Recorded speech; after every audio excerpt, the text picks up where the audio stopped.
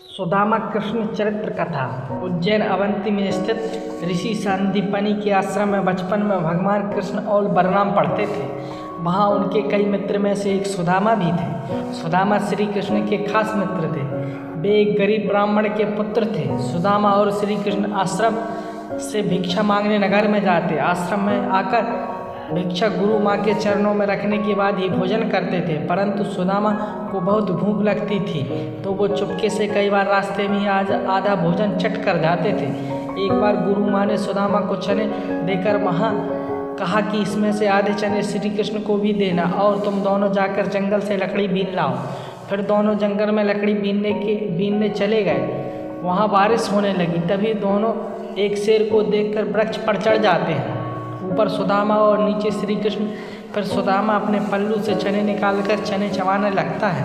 चने खाने की आवाज़ सुनकर श्री कृष्ण कहते हैं, अरे ये कट की आवाज़ कहाँ से कैसी आ रही है? कुछ खा रहे हो क्या? सुदामा कहता है, नहीं, ये तो सर्दी के मारे मेरे दांत कटकटा रहे हैं। यह सुनकर श्री कृष्ण कहते हैं, अच्छा, बहुत सर्दी लग रही है क्या? सुदामा कहता है, हाँ। यह सुनकर श्री कृष्ण कहते हैं, मुझे भी बहुत सर्दी लग रही है। सुना है कुछ खाने से शरीर में गर्मी आ जाती है, तो लाओ वो चने जो गुरु माता ने हमें दिए थे, दोनों बांट कर खा लेते हैं। यह सुनकर सुदामा कहता है, चने कहाँ हैं? वो तो पेड़ पर चढ़ते समय ही मेरे पल्लू से नीचे कीचड़ में गिर गए थे। यह सुनकर श्री कृष्ण समझ जाते हैं और कहते हैं, ओह, यह तो बहुत बुरा हुआ। यह सुनकर नीचे की डाल पर बैठे भगवान श्री कृष्ण अपने चमत्कार से हाथों में चने ले जाते हैं और ऊपर चढ़कर सुदामा को देकर कहते हैं, पेड़ पर फल तो नहीं, लेकिन मेरे पास ये चने हैं। सुदामा कहते हैं, तुम्हारे पास कहाँ से आए? तब श्री कृष्ण कहते हैं, वह मुझे भूख कम लगती है ना। जब पिछली बार गुरु माता ने जो चने दिए थे वो अब तक मेरी अंटी में बंधे हुए थे, ले लो, अब जल्दी से खा लो। यह सुनकर सुदामा कहता है, नहीं नहीं, मैं इसे नहीं ले सकता। तब श्री कृष्ण पूछते हैं, क्यों नहीं ले सकते? सुदामा रोते हुए कहता है, क्योंकि मैं इसका अधिकारी नहीं हूँ और मैं तुम्हारी मित्रता का भी अधिकारी नहीं हूँ। मैंने तुम्हें धोखा दिया है, कृष्ण मुझे क्षमा कर दो। कृष्ण कहते हैं, अरे, जिससे मित्र कहते हो उसे क्षमा मांग कर उसे लज्जित ना करो। मित्र इसी प्रकार एक बार श्री कृष्ण सुदामा को वचन देते हैं कि मित्र, जब तुम संकट में खुद को पाओ तो मुझे याद करना, मैं अपनी मित्रता जरूर निभाऊंगा। बलराम और श्री कृष्ण का आश्रम में भिन्न भिन्न कार्य करते थे। एक बार श्री कृष्ण, बलराम और सुदामा भिक्षा मांगने के लिए जाते हैं। एक द्वार पर खड़े होकर तीनों भिक्षांदेही कहते हैं तो एक महिला अपनी बेटी के साथ भिक्षा लेकर बाहर आती है और कहती है, ब्रह्मचारियों, आज आने में बहुत देर कर दी। यह सुनकर श्री कृष्ण कहते हैं, हे माता, आज सारे आश्रम में सफाई करनी थी, बहुत काम था, इसलिए विलम्ब हो गया, आपको प्रतीक्षा करनी पड़ी, इसके लिए क्षमा करें। यह सुनकर वह महिला कहती है, अरे क्षमा कैसी, मैं तो इसलिए प्रतीक्षा कर रही थी कि रोज़ तुम रूखी सूखी रोटी लेकर जाते हो। आज घर में मालपुआ बने थे तो मैंने सोचा तुम जल्दी आ जाओगे तो गरम गरम खाओगे। देखो, मैंने कपड़े में ढककर मालपुआ गरम गरम रखे हैं तुम्हारे लिए। यह देखकर सुदामा का मन ललचा जाता है। वह कहता है, मालपुआ? आज मालपुआ बने हैं? वह महिला कहती है, हाँ, आज घर में पूर्णमासी की पूजा थी। फिर वह तीनों को मालपुए देकर कहती है, अब इसे जल्दी से खाओ, गरम गरम खाने में आनंद आता है। सुदामा तो खाने ही वाला रहता है। तभी श्री कृष्ण कहते हैं, नहीं माता, हम यहाँ नहीं खा सकते। वह महिला पूछती है, क्यों? तब श्री कृष्ण कहते हैं, आश्रम का यह नियम है कि सारी भिक्षा गुरु चरणों में अर्पित कर दी जाए, फिर वह उसमें से जितना दे वही हमें खाना चाहिए। यह सुनकर सुदामा को अच्छा नहीं लगता। वह सुनकर उस महिला गुरु के लिए भी मालपुए का एक पैकेट दे देती है।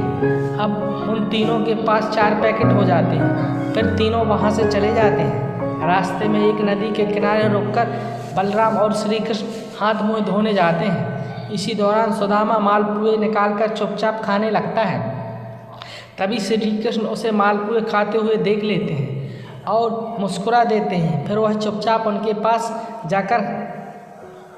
पहुंचकर कहते हैं, तुम समझते हो कि मैंने कुछ नहीं देखा? तभी सुदामा पत्तल को मोड़कर मालपुए ढांक देता है और कहता है, नहीं नहीं, मैं तो कुछ भी नहीं खा रहा हूँ। तब श्री कृष्ण कहते हैं, देखो झूठ बोलना पाप है। यह सुनकर सुदामा कहता है, और ब्राह्मण को भूखा रखना भी पाप है। यह सुनकर कृष्ण कहते हैं, तो मैं भूखा रख रहा हूँ। तब सुदामा कहते हैं, और क्या? उसने कितनी ममता से कहा था कि मेरे सामने खाओ, और तुमने आश्रम के सारे नियम बता दिए। तब श्री कृष्ण कहते हैं, नियम तो है, गुरुदेव को पता चलेगा तो वो क्या कहेंगे। यह सुनकर सुदामा कहता है, गुरुदेव को कैसे पता चलेगा? रोज़ हम 3 रोटी लेकर जाते हैं, और आज भी 3 रोटी लेकर जाएंगे। हाँ, यदि तुमने गुरुदेव को ना बता दिया तो। यह सुनकर श्री कृष्ण कहते हैं, देखो मैं तुम्हारा मित्र हूँ, और मित्रता का धर्म कहता है कि मित्र की कमजोरी पर पर्दा डालना चाहिए। यह सुनकर सुदामा कहता है, तो तुम नहीं कहोगे? यह सुनकर सुदामा कहता है, फिर सारे मालपुए खा लो। श्री कृष्ण कहते हैं, हाँ खा लो। फिर सुदामा खा लेता है। तो श्री कृष्ण मालपुए की एक पत्तल निकालकर सुदामा को देते हैं और कहते हैं, तुम्हारे हिस्से की भिक्षा हो गई है, गुरु माता को दे देना है। यह देखकर सुदामा प्रसन्न होकर कहता है, कुछ भी कहो, तुम मित्र बड़े खरे हो। कहते हैं कि सुदामा की भिक्षा और दीक्षा के बाद अपने अपने ग्राम अस्माप्तिपुर में भिक्षा मांगकर अपना जीवन यापन करते थे। सुदामा एक गरीब ब्राह्मण थे। विवाह के बाद वे अपनी पत्नी सुशीला और बच्चों को बताते रहते हैं कि मेरे मित्र द्वारका के राजा श्री कृष्ण हैं, जो बहुत ही उदार और परोपकारी हैं। यह सुनकर एक दिन उनकी पत्नी ने डरते हुए उनसे कहा कि यदि आपके मित्र साक्षात लक्ष्मीपति और उदार हैं तो आप क्यों नहीं उनके पास जाते? वे निश्चित ही आपको प्रचुर धन देंगे, जिससे हमारी कष्टमय गृहस्थी में थोड़ा बहुत तो सुख आ जाएगा। सुदामा संकोच बस पहले तो बहुत मना करते रहे, लेकिन पत्नी के आग्रह पर एक दिन वे कई दिनों की यात्रा करके द्वारका पहुंच गए। द्वारका में द्वारपाल ने उन्हें रोका। मात्र एक ही फटे हुए वस्त्र को लपेट गरीब ब्राह्मण जानकर द्वारपाल ने उसे प्रणाम कर यहाँ आने का आशय पूछा।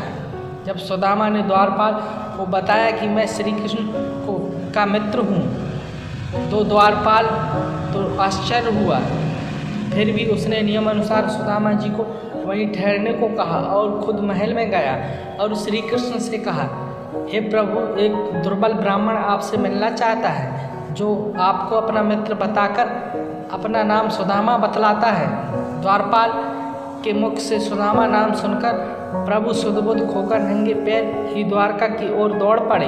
उन्होंने सुदामा को देखते हुए अपने हृदय से लगा लिया और प्रभु की आंखों से आंसू निकल पड़े। वे सुदामा को आदर पूर्वक अपने महल में ले आए। महल में ले जाकर उन्हें सुंदर से आसन पर बिठाया और रुक्मणी संग उनके पैर धोए।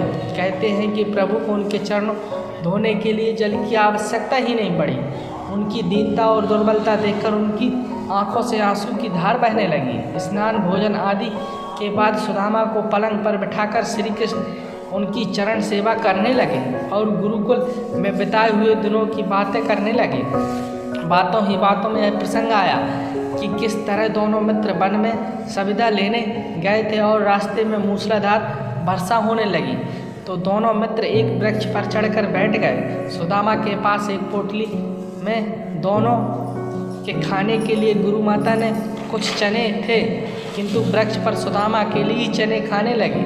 चने खाने की आवाज़ सर श्री कृष्ण ने पूछा, क्या खा रहे हो सखा?